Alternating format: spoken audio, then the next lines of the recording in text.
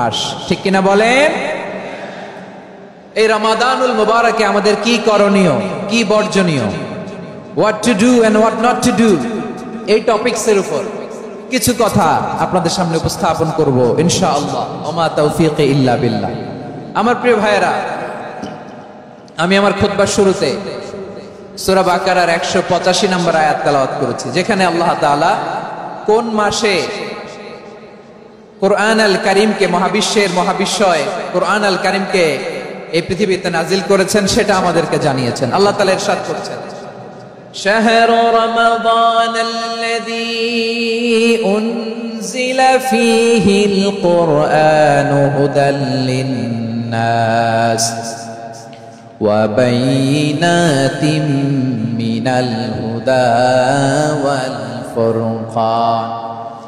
আল্লাহ বলেন, রমাদান এমন একটা মাস যে মাসে কোরআন নাজিল করা হয়েছে, আর এই কোরআন হচ্ছে বিশ্ব মানবের জন্য পথ নির্দেশিকা, হেদায়েতের সুস্পষ্ট বর্ণনা এবং সত্য মিথ্যা পৃথক করার আসমানি মানদণ্ড রূপে জামিনে আমাদের জন্য কোরআন নাজিল করেছে কে? আওয়াজ করে বলেন তো, আল্লাহর নাজিল করা এই কোরআনে কোনো ভুল আছে? সবাই বলেন নাই। সবাই বললে এতটুকু আওয়াজ হয় আমি বিশ্বাস করি না। গলা ছেড়ে দিয়ে বলেন, আল্লাহর নাজিল করা এই সর্বশেষ আসমানি কিতাব আল কোরআনে কোনো ভুল আছে? সন্দেহ আছে? সংশয় আছে? বিয়ন্ডলেস, বাউন্ডলেস, বটমলেস এমন কিতাব যেটা পড়ে গবেষণা করে এর তথ্য, উপাত্ত, ইনফরমেশন, লেসন নিয়ে শেষ করা যায় না। সুবহানাল্লাহ। আল্লাহ বলেন, এই কোরআনকে আমি রমাদানে নাজিল করেছি, যেটা বিশ্ব মানবের জন্য পথ নির্দেশিকা। এতে আছে হেদায়েতের সুস্পষ্ট বর্ণনা, আর সত্য মিথ্যা পার্থক্য করার মানদণ্ড, কোনটা সত্য কোনটা মিথ্যা এটা কোরআন দিয়ে ডিফারেন্সিয়েট করা যায়। কোরআন হচ্ছে ফুরকান, to differentiate between right and wrong. কোনটা সত্য, কোনটা মিথ্যা, কোনটা ভুল, কোনটা নির্ভুল, এটা কোরআন দিয়ে যাচাই করা যায়। চিল্লায় বলেন ঠিক কিনা? এজন্য এই কোরআন দিয়ে আমাদের জীবন সাজাতে হবে।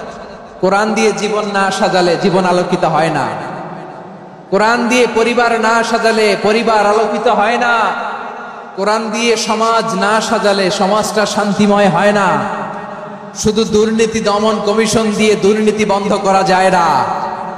কোরআনের আইন বাস্তবায়ন করা ছাড়া এই সমাজ থেকে দুর্নীতি বন্ধ করা যাবে না। চিল্লায় বলো ঠিক কিনা? আমার প্রিয় ভাইরা, এই কোরআন নাজিল হয়েছে রমাদান আল মুবারক, এই বরকতময় মাসে।